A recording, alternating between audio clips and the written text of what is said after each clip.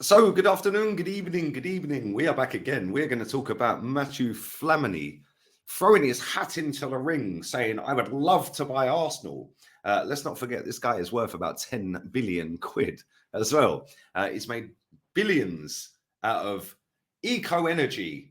Big up to him because he was a bang average footballer. But just finger pointing and shouting made him a career. But anyway, big up to everybody inside, man. Make sure you are smashing the like button up. That would be great. YouTube is playing mad games recently since the international break. I don't know what it's doing. I can't lie. But anyway, make sure you are smashing the like up. Make sure you are subscribed as well. Check out the second channel. I have dropped 2 more videos on there. So make sure you come and check. In fact, sorry, I'm lying. I've dropped 1 more video on there. Europa League predictions, Conference League predictions. But there is a video coming out pretty much as soon as you've watched this. It'll be out about Vincent Kompany to Spurs. So make sure you go and check that video out as well. And I'll be back on there again tomorrow. I also have a couple more videos coming out on this channel as well. So keep your eyes peeled for that. We're going to talk about Declan Rice, Caicedo, Liverpool in the ring for them. And obviously there will be a video out tomorrow morning, early hours of tomorrow morning, about Arsenal versus West Ham. So keep your eyes peeled for that as well. But anyway, let's talk about Matthew Flamini.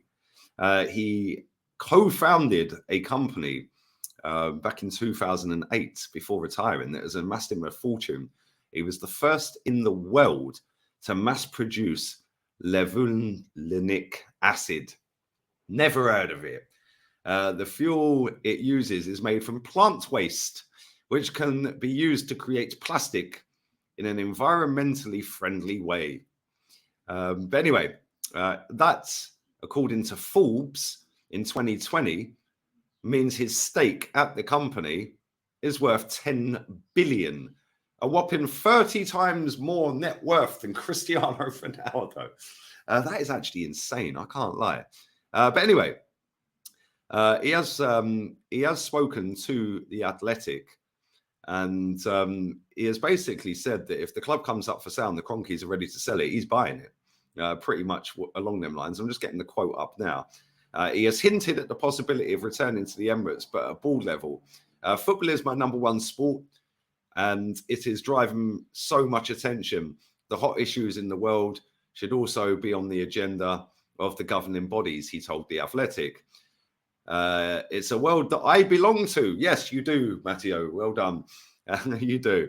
And if there is the right opportunity to come around at the right time of discussion, I will meet the people who have the same vision and mindset and desire to use football for that purpose. I would love to be involved. Obviously, those clubs would be Olympique Marseille, Arsenal and AC Milan. They have a special place in my heart. I never forget where I come from in life. You never know what is the right opportunity, but I'm a real believer in the right time, right place and right people. We will see in the future. I am a believer. And if you want something very much, the universe usually brings it to you. Let's see what the universe will bring. Very cryptic, very honest, very well done, Matteo. You've got Arsenal fans giddy. Is he buying Arsenal? Probably not. Is Stan Kroenke going to sell it? Probably not. But let's just dissect this a little bit more. He's currently worth around 10 billion quid. That's his stake in the company. Let's say Arsenal did come for sale. How much is Arsenal worth? We've seen Chelsea go for about 2.5 billion. I'd imagine it's around the similar sort of figure to the 2.5 billion of Chelsea. So this wouldn't even dent his wealth a lot, really, would it? Obviously, Arsenal's income on an annual basis is extremely high. You are legally, in the rules and the parameters of FFP, allowed to invest, I think, 150 million a year of your own personal wealth for 3 years straight. So that's 450 million into the football club on top of the income, which is why Man United are so desperate to get the Qataris in, because if they throw 150, 150, 150 over the next 4 years, over the next 3 years, that's 450 million on top of their transfer budget. Now, listen, whilst this is all great in theory, it's not going to happen because, in my opinion, the Kroenke'S ain't going to sell the football club. Not in the short term, anyway. Listen, in 10 years' time, this might happen. Who knows? You never know what's going to happen. But for me personally, right now, I do not see Matthew Flamini even being anywhere near buying Arsenal Football Club. And whilst it's great that he's doing an interview saying that he'd love to buy it and he's a great believer in the universe and all of that stuff, that's fantastic. That's great. Very easy to sit there and waffle when you're worth 10 billion quid, isn't it? We see this with Daniel Ek. Daniel Ek and Bergkamp and Henry, like, got everyone giddy, and that was just to boost his Spotify share prices. Well done. Yeah. Maybe Mathieu Flamini is doing exactly the same here. Maybe he's trying to boost the share prices of his biotech company a little bit more, so he can make a few more billion. I don't know. Maybe we will see him in football one day as an owner of a football club. But for me, in the short term, I don't see this happening. And let's be real with it. There's not many billionaires on the planet that will want to go and buy a football club. Obviously, he is one of them. So if a football club does come available at some point, i.e. the three that he named, AC Milan, Marseille and Arsenal, if any of them three do become available in the next 5 years or so, I'd imagine he probably would want to go and buy one of them football clubs. But what are the chances of that happening? Like, real talk, are AC Milan going to be up for sale? Probably not. They're in the quarterfinals of the Champions League. Just beat Napoli yesterday. So already slapped Napoli 4-0 away from home a couple of weeks ago. So I don't really see AC Milan coming for sale anytime soon. Marseille, they're doing all right in the French league as well. I don't know the ins and outs of their finances and all of that. But I really just don't see why he's done this interview, if I'm being honest. Like, maybe it was just a soundbite and a snippet of a full interview, or maybe it was just a quick, oh, let's have a quick word, Matthew. What were you saying? Like, what would you like to get back in football? And then he's obviously gone off on a tangent. Or whether it was actually a sit-down interview where they spoke about a whole variety of things. And this was just the bit that all the journalists have taken out of it to put out there to get the most clicks, because they know Arsenal fans will get all excited. Oh, my God, we can get the Kroenke'S out. The Kroenke'S might be going. So I don't really know. It's a bit of a weird interview. I can't lie. It's a bit of a weird little sound bite of an interview. I don't really get it, if I'm honest. But for me, I don't see him buying the football club anytime soon. And I don't think that, I genuinely don't think that Arsenal is going to be for sale. Listen, we're flying at the moment. We're top of the table. We're top for a reason. We've spent a lot of money, albeit it's not come out of the Kroenke'S' pockets. We're spending our own money, self-sufficient, hence why we moved stadium.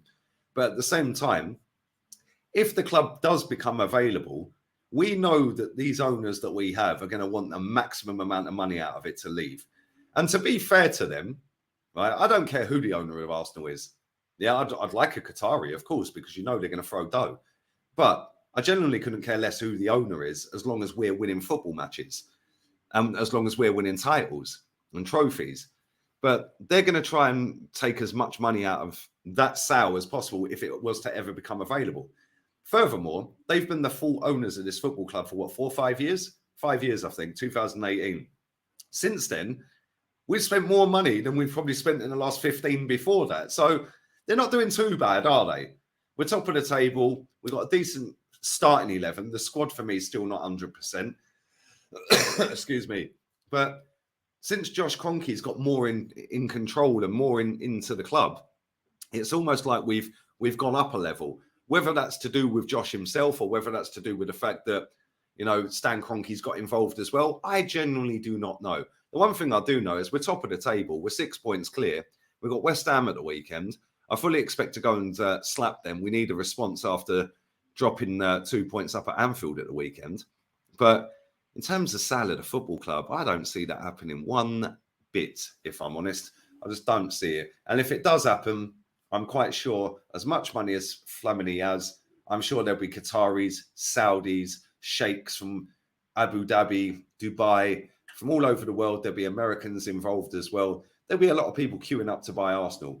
And it's then who gets the most money on the table. And that's what's going to be taken by the Kroenke'S, in my opinion. But for now, they ain't selling. So it's all a bit of hot air that's got everyone a little bit giddy. Oh, my God, Flamini might buy the club.